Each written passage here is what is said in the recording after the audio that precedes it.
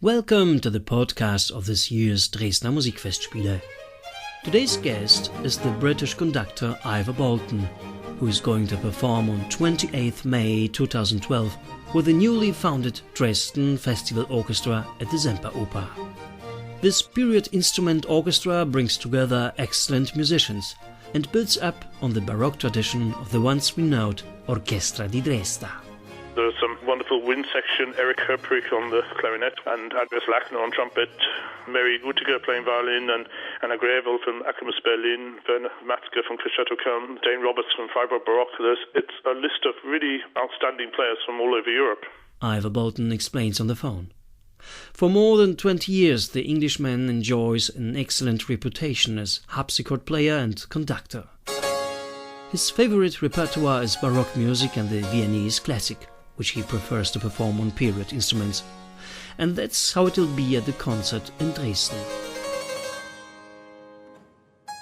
Well, I think somehow, just from a long time, I just felt this music, particularly 18th century and 17th century music, just comes to life more easily. The music speaks more. It's a natural way to deliver the grammar and the dialectic of this music with these instruments.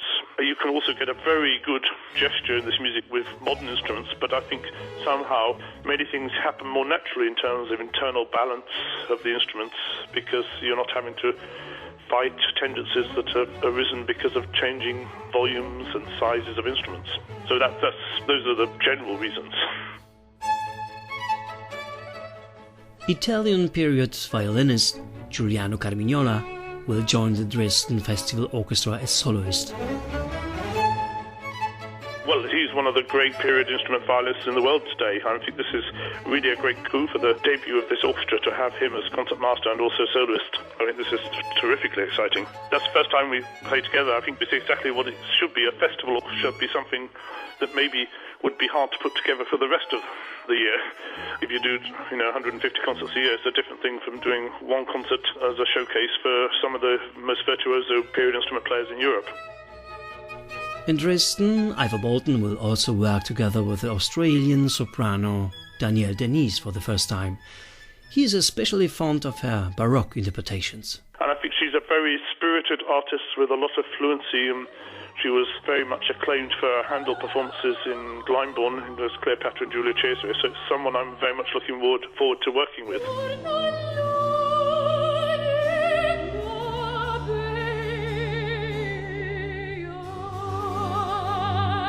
And with which program is Ivor Bolton going to entice the audience in the Semperoper on May 28th? Well, I think the idea is to show the wide range of late 18th century music and have a mix of the very well-known with the much less well-known. The one thing that we are very pleased to be doing is a little bit from Naumann's opera RCA Galatea. And he was a prolific composer and, of course, a famous Dresden composer, but probably not so well-known outside of Dresden.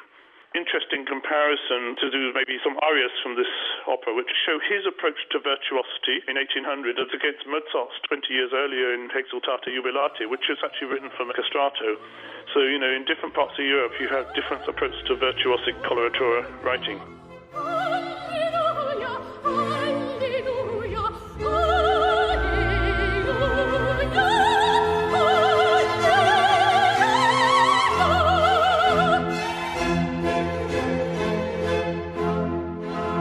On the other side, I think it's like for any orchestra, it's very important to set a benchmark how well we can play an absolute well-known masterwork like Beethoven's First Symphony, which is actually contemporary with the Naumann pieces.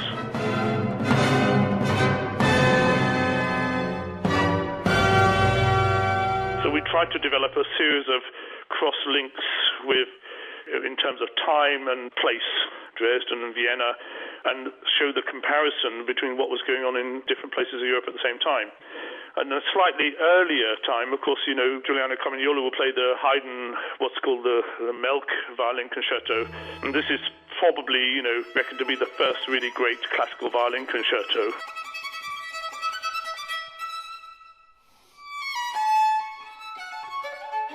And then a contrast to that would be Wilhelm Friedman Bach, who was probably much criticized and suffered during his difficult life for not writing the modern simple music. So it's important that it feels rooted in this town. I think it's really an acknowledgement of Dresden's position as a preeminent musical city.